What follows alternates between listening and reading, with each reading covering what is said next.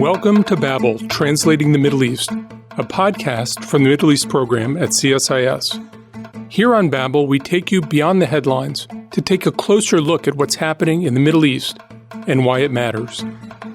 The internet has made music even more global, allowing artists, producers, and audiences to cross borders with just a keystroke. This is especially true in the Arab world, where musicians can draw inspiration from national, regional, and international trends to invent something that finds national, regional, and international audiences. This week on Babel, I speak with music journalist Danny Hajjar about the changing Arab music scene. We talk about the rise of Arab hip-hop, how increasing connectivity is influencing how Arab artists produce and distribute music, and what the next big thing will be. Then I continue the conversation with Natasha Hall and Leah Hickert, and we discuss soft power, censorship, and music. To translate some of what's happening in the Middle East, this is Babel.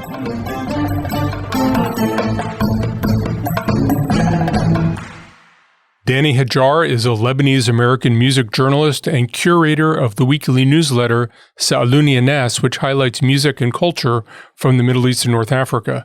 He's been published in leading news outlets, and he worked at Spotify. Danny, welcome to Babel. Thank you so much for having me, John. I'm really excited to be here. So it's remarkable. You can be a music journalist remotely. I guess everybody can do every job in the music business remotely. How does that affect the way people make and consume music? I think what's great about music now, especially with music accessibility, is that you can kind of do anything anywhere. And so you have a lot of artists, producers, creatives who have sophisticated software at their homes. They're able to record and share files very easily. So the ease of which you're able to do those things and the quickness with which you're able to do those things creates a lot more opportunity. You no longer have to necessarily travel to LA or London or what have you to a certain studio to record with a certain artist. If an artist is based in Los Angeles and wants to collaborate with an artist based in, Tunis, Tunisia, they could do that fairly quickly now. And do they?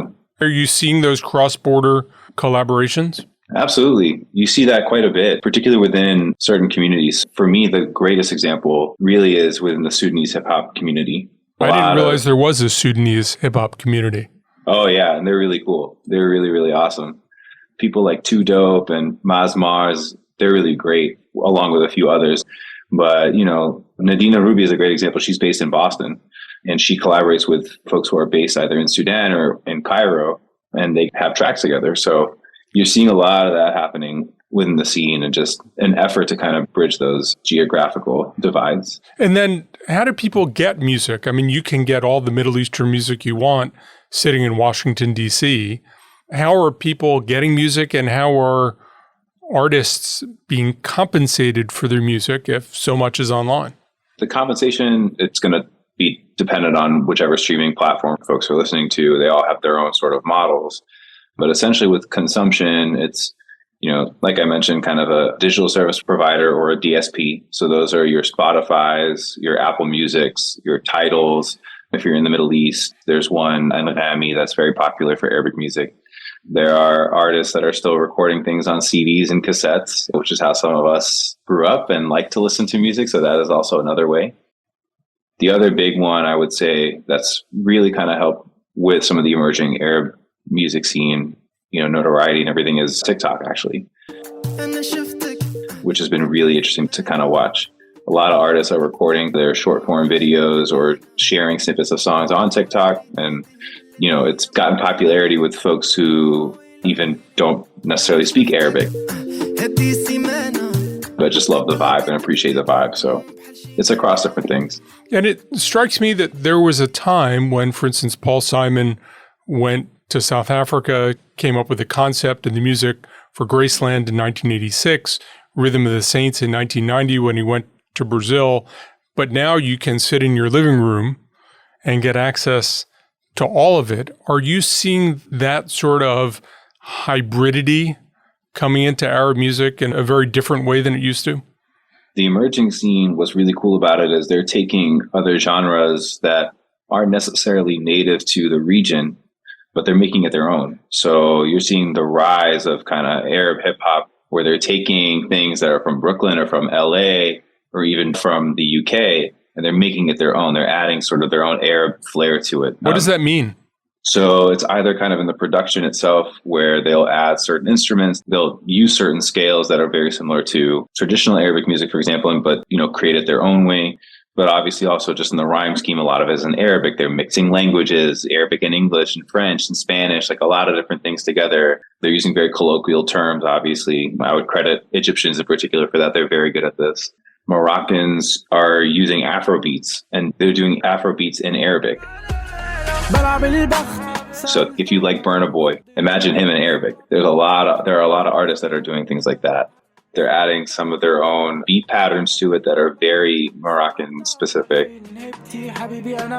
Drill right now from the UK is also a big one for a lot of rappers in Egypt and even in Iraq and kind of across the scene more broadly. Saudi Arabia recently signed an agreement with the person sort of credited for creating K-pop. And he is now under contract with Saudi to create S-pop and essentially duplicate that model for Saudi artists. Reggaeton, I think, is just a genre that no one can ever escape. And so you will see some artists, particularly from North Africa, who will try to dabble in that. But I've heard Algerians combine Rai and bachata. Never thought that would be a thing, but it works really well.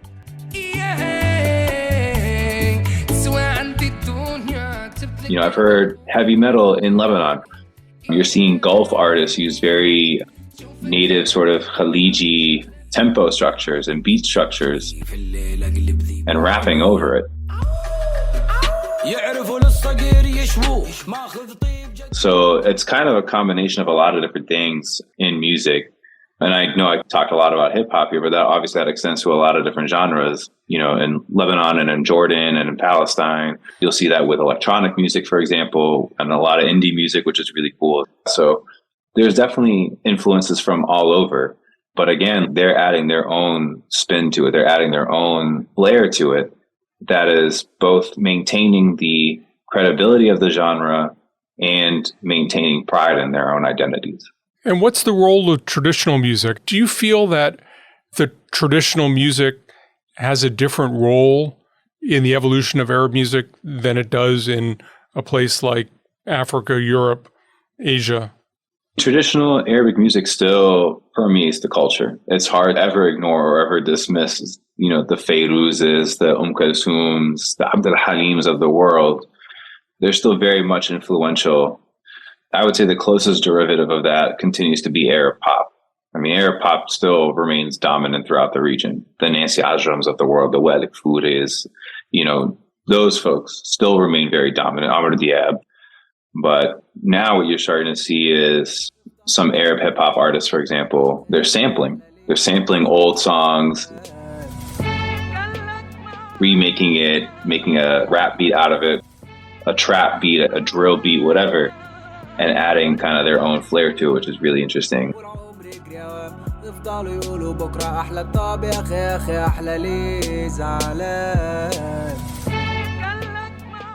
There's an artist like Eliana, for example, who has done different covers of very traditional or classic Arabic songs like Ahwak by Abdul Halim. She has a very beautiful piano rendition of that song.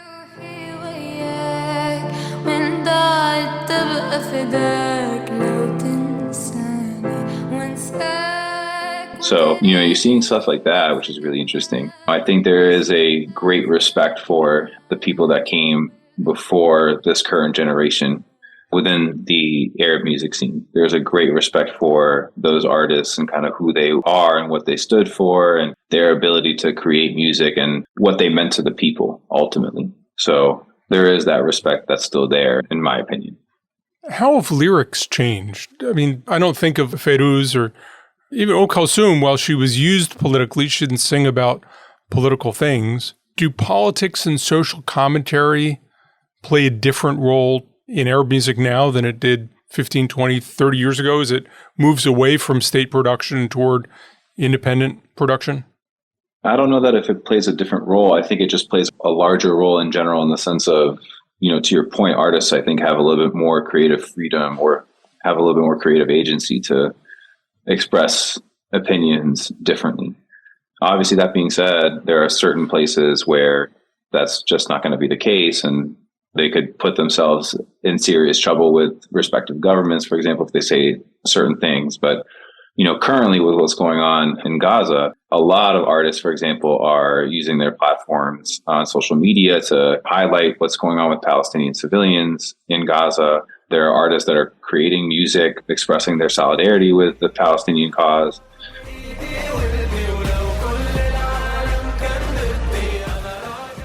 You're seeing a lot more artists being outspoken in that way. In the same token, you'll see some artists, depending on what country, express support for different political parties, for different leaders. That continues to kind of happen. And that has been a tradition kind of Arabic music for a while. I mean, similarly, in a lot of respects to American music. I'm thinking particularly, after 9/11, there were so many artists, particularly in the country music, who had very overtly political music. Some of it was very anti-Arab, even, and Islamophobic, but a lot of them were very much pro-America and all these sorts of things. That kind of comparison is interesting to kind of see that. So you have a lot of artists that are also expressing their politics in their music. And I would personally argue that Palestinian rappers are kind of the standard bearers, in my opinion, of protest music. Simply because they contend with the occupation on a day-to-day basis. And so a lot of them are using rap as a way to overtly discuss kind of the occupation or the plight of Palestinians, kind of what's happening in their own lives on a day-to-day basis. And they tend to do that fairly consistently.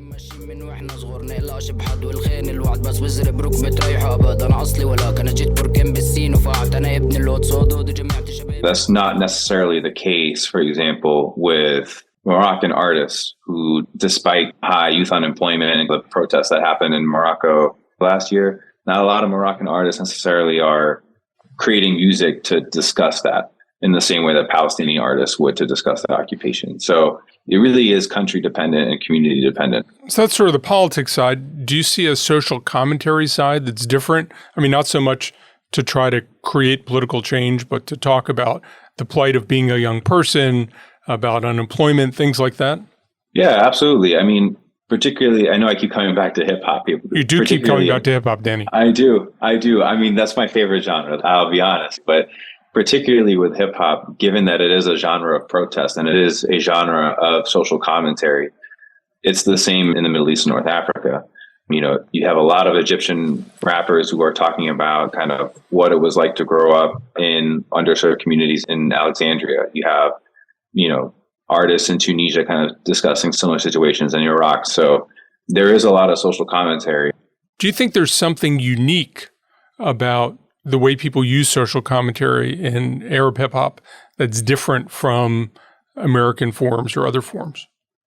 I think what's unique, frankly, is that it's becoming more and more overt now in a region where that wasn't always the case. You didn't always talk about the taboos out loud. And now, for example, in Egypt, you have a whole genre built on taboos in Mahraganat.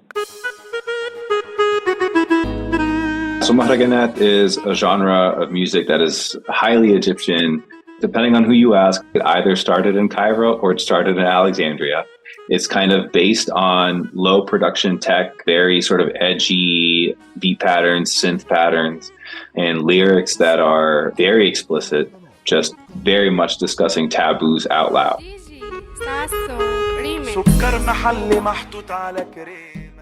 It's gained a lot of popularity, despite what the Egyptian government has tried to do over and over again, which is ban a lot of Mahraganat artists from performing in Egypt, try to ban the genre altogether. It still enjoys quite a bit of popularity both within the country and certainly outside of Egypt.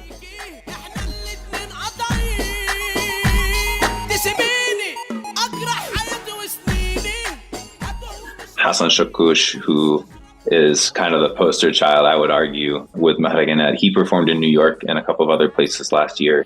And some of them have a very strong social media presence. Hamubika is one who has a very strong TikTok presence. So who's producing this music? Where are they producing it? If you had an idea that you wanted to be an artist, where would you be based? In your own home, which is really cool. A lot of these artists are producing their own music. They're mixing and mastering their own music.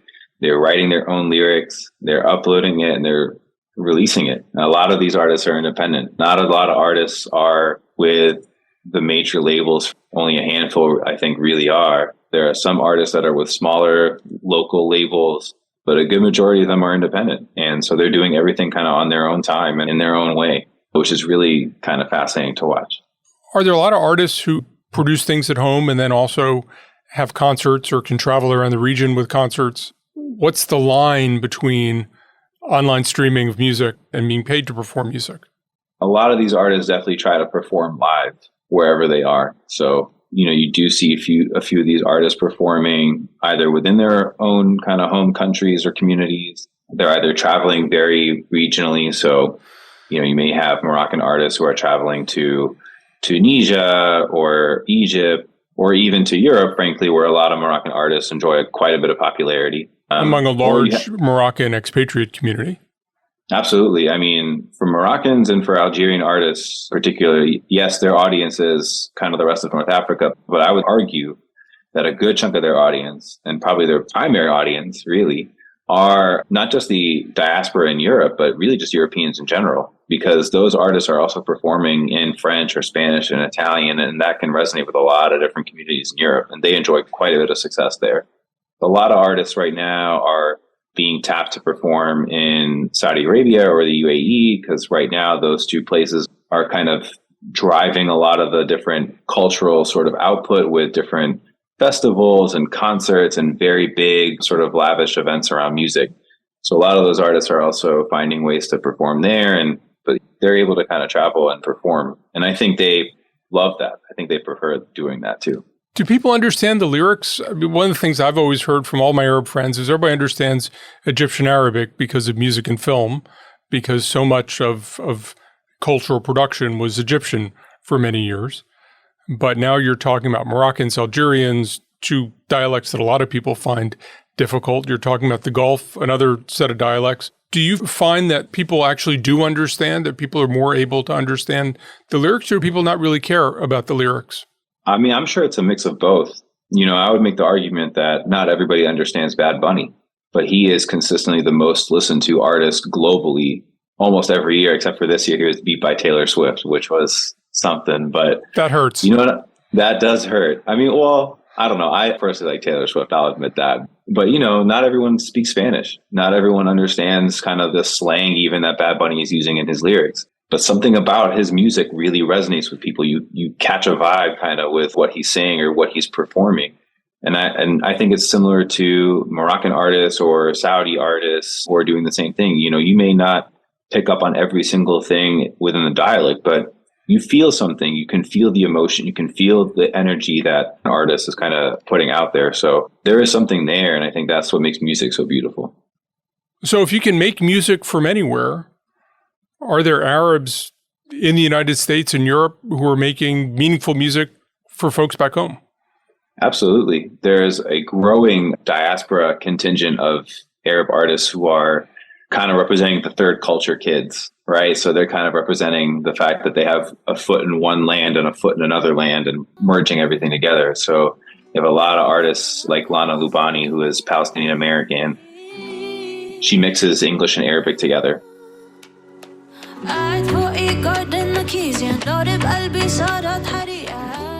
Which is how a lot of children of immigrants in these communities grew up speaking. So that is something that is certainly taking off. Artists like Faluka, who's based in New York and she's Egyptian, she does the same sort of thing.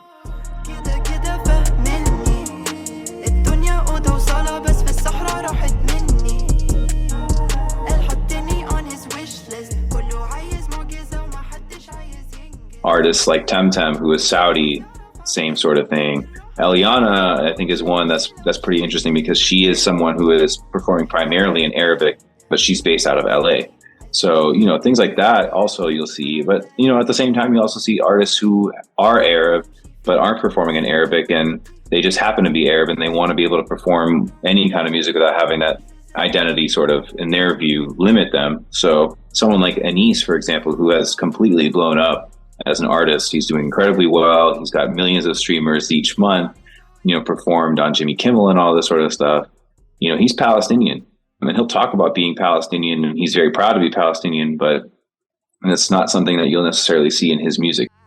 Oh my baby, you're my sun and moon. His music is very separate kind of from that. And we need all of that. I think all of those kinds of artists are important. We need everybody representing themselves in their own way because they're all different pieces to the larger puzzle of this emerging scene. Do you sense that this degree of hybridity, the cosmopolitanness of the music scene and the intra-regional exchange in music is changing Arab culture in a real way?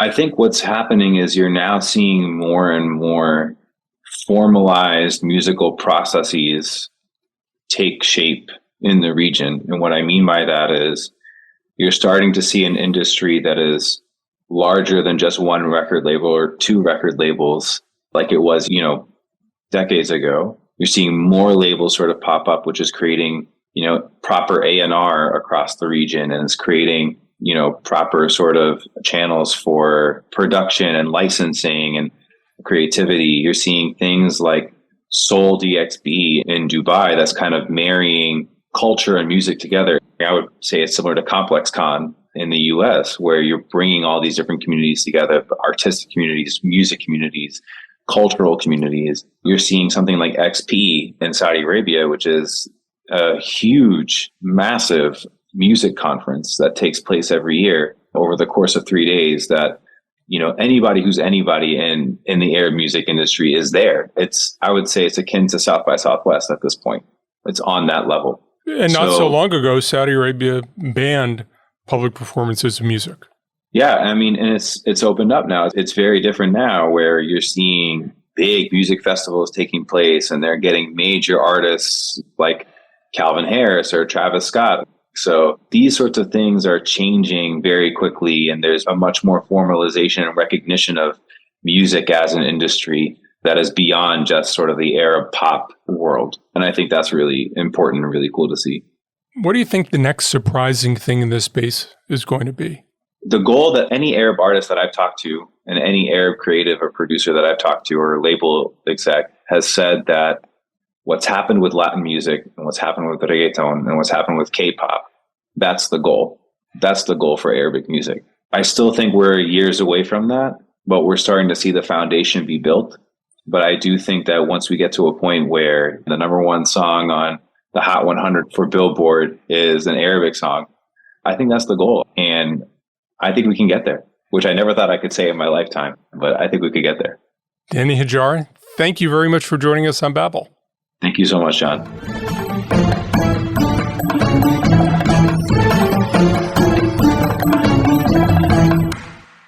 Danny mentioned that Arab governments have tried, albeit unsuccessfully, to restrict what some musicians have discussed in their lyrics. Why are regimes in the region so concerned with censoring emerging genres like Arabic hip-hop? I think the regimes are generally concerned with social and political movements that they're not deeply plugged into, that they don't control. This goes back a long way. But music has a way of both spreading messages and enlisting people. We've seen a history of people passing cassettes from person to person, and now that you can do so much just with sharing files, I think most governments in the region feel that the danger of social and political messages that they're not aligned with is a problem. Certainly, they want music as a pressure release valve, but they don't want it creating pressure on them. Yeah, at one point in time, it was easier to control. So you had the likes of Kulthum and Abdul Halim Hafiz basically being used by the Egyptian government in many cases, sometimes for overtly political songs, like when Nasser nationalized the Suez Canal to pay for the S1 dam. Abdul Halim Hafiz literally wrote a song about the dam itself and how it was sort of overcoming colonialism. And I think, to John's point, in the modern world, much like news, music is able to be shared instantaneously with others. And it's much harder to monitor. So, you have that across country lines, but also across regions where you have like Shadia Mansour, Palestinian rappers, first single featuring Dead Prez, who's another sort of socially conscious rapper in the United States. Though I don't know how new that is, you did have a lot of interaction between jazz musicians, for example, during the Cold War that came to Turkey, that came to Morocco and other areas.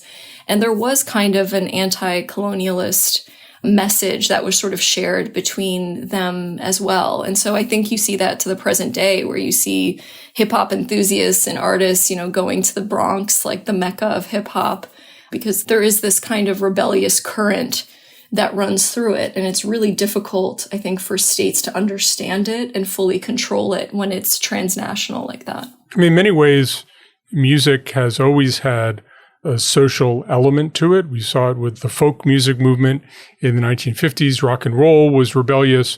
In many ways, these mainstream music genres became mainstream as they became more commercial.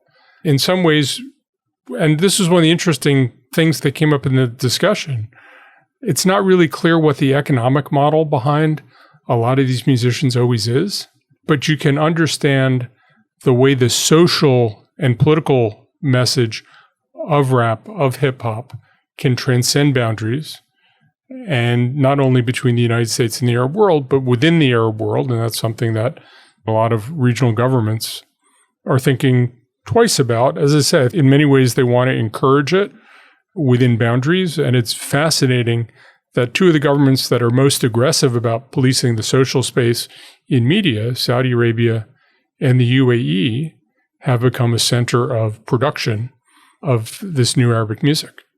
As you both mentioned, there's this component of foreign influence. Increasingly, we're seeing Western music is influencing Arabic music and vice versa.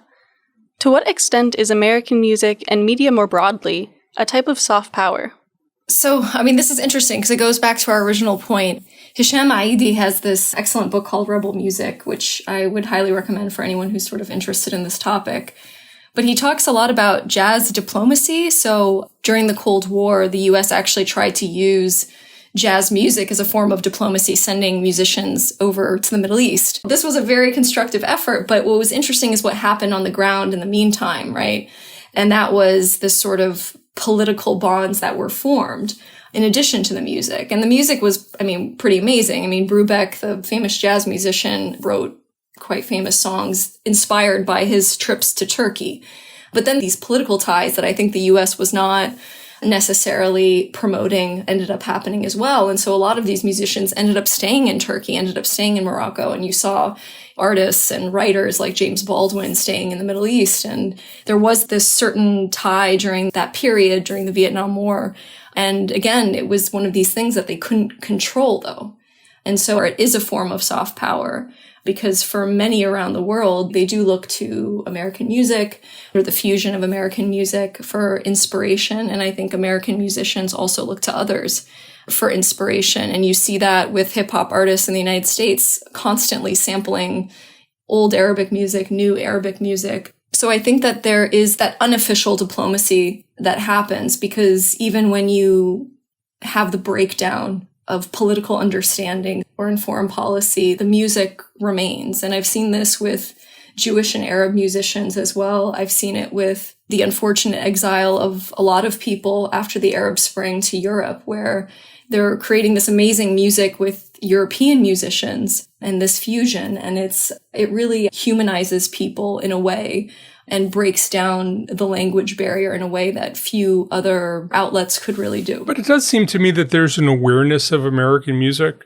that in many ways has gotten ahead of the purpose of these programs. I think there's certainly a utility in sponsoring concerts, because then embassies and consulates can bring in contacts and give them perks as a way to engage broadly with a host population. But I'm not sure there are a lot of people who aren't aware of the contours of American music, who aren't aware of many more artists than the people who are planning the concert tours for American musicians abroad. Sometimes it's interesting because you'll have connections between the American musicians in a host country that might not even be aware that, for example, if you have musicians from Acadia in Louisiana, they can go back to France and they're singing in French, and that might be interesting for a French audience. But I think for the most part, the idea of music as an ambassador, the fact is that music serves as that purpose, whether the government wants it to or not. Whoever people want to listen to and not who government planners want to support, the music's there, people are aware of it, and to some degree it inspires people. To some degree, people enjoy listening to it, and to some degree, it's offensive. And all those things happen. There's not much the U.S. government can do one way or the other about it. It just exists because we live in a global music culture where, for better or worse, American music trends are the most dominant ones in the world.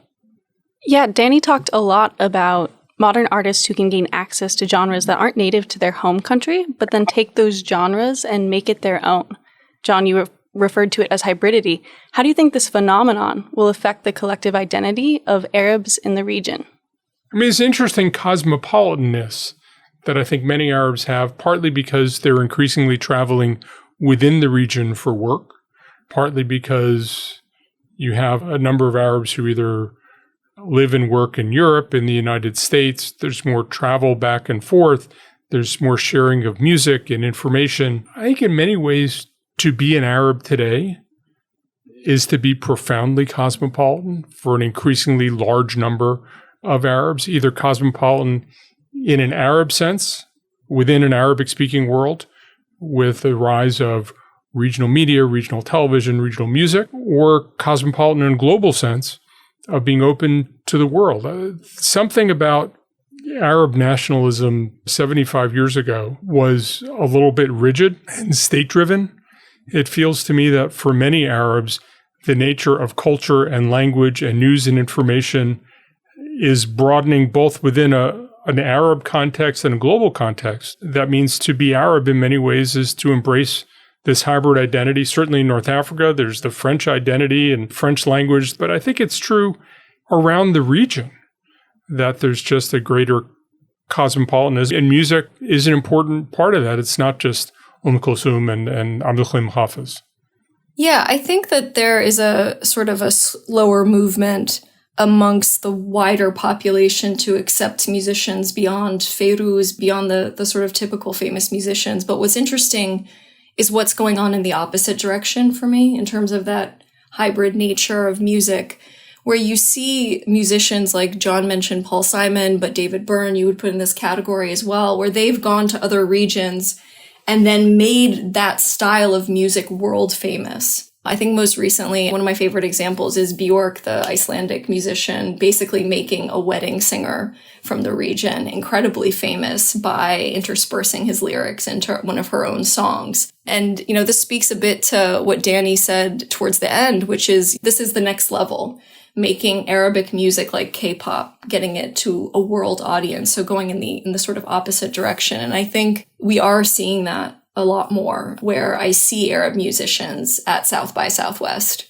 and they're just a musician. They might have some Arabic lyrics in there or some riffs of Arabic music in their songs, but they are being listened to by the masses now. And so I think that that's a pretty exciting space for Arabic music, and I think music more broadly, because we'll really start to sort of see that in the mainstream. And when you see it in the mainstream in the United States, then it becomes international. And I think we're starting to see that more than ever before. Well, thank you for joining me, Jon and Natasha. Thanks, Leah. Thanks, Leah. Thanks for listening to Babel. If you enjoyed this episode, please subscribe to the podcast on iTunes or Spotify or wherever you listen to podcasts. You can find more analysis on this topic linked in the show notes on the CSIS website, and you can find us on Twitter at CSIS Mideast.